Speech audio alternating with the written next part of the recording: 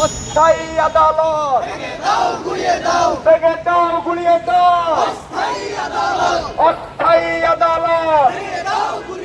আমাদের ক্যাম্পাসের ছাদ থেকে হচ্ছে পানি পড়ে এবং হচ্ছে আমাদের থাকার সংকট এবং আমাদের একটি খেলাধুলার জন্য শিক্ষার্থীবৃন্দের একটি খেলাধুলার জন্য একটি মাঠ আছে, সে মাঠটিও স্বৈরাচার হাসিনা দখল করে নিয়ে গেছে।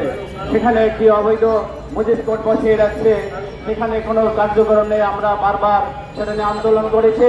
আমরা বলেছি আমাদের শিক্ষা, আমাদের ক্যাম্পাসে সংকট, আমাদের থাকার আবাসনের সংকট, আমাদেরকে এটা দেওয়া হোক এবং ওই মাঠ আমাদের সরকারি মাদ্রাসায় আলিয়ার ওই মাঠ, কিন্তু ওই অবৈধ শেখ হাসিনা ওইটি হচ্ছে অবৈধভাবে দখল করে নিয়ে গেছে। যে 16 বছর মাদ্রাসার অবস্থা কি হয়েছিল, স্বৈরাচার মাদ্রাসার অবস্থা কি করেছে, তার ধারাবাহিকতায় সরকারি মাদ্রাসা আলিয়া ঢাকার অবস্থা কেমন সেটা আপনারা জানেন। আমরা দেখতে পাই 1961 সালে সরকারি মাদ্রাসা আলিয়া ঢাকার একটা হল করে দেওয়া হয়, যেটা 1966 সালে হল বুঝিয়ে দেওয়ার পরে 300 জন এর থাকার মতো একটা উপযোগী হল করে দেওয়া হয়।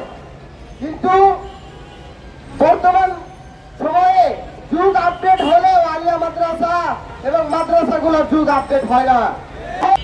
আমাদের বিভিন্ন বিশ্ববিদ্যালয়, স্কুল, কলেজের মতো আন্দোলন চালাইতে বাধ্য করবেন না। আমরা আমাদের এই যৌক্তিক দাবিগুলো যেন উপরের মহলে যেন আদায় করে নিতে পারি, সেই দিকে আমি সরকারের দৃষ্টি আকর্ষণ করছি। আমাদের 3000 ছাত্র রয়েছে, আমাদের থাকার জায়গা নাই।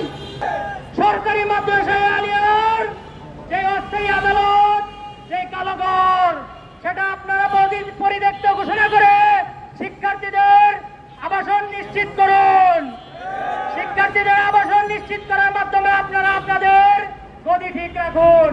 না হয় শিক্ষার্থীরা যদি রাস্তায় নামে, আপনাদের একজনেরও পিঠের চামড়া থাকবে না। আমরা আপনাদেরকে সর্বশেষ হুঁশিয়ারি দিচ্ছি, আপনারা এর কোনো সুরাহা করুন।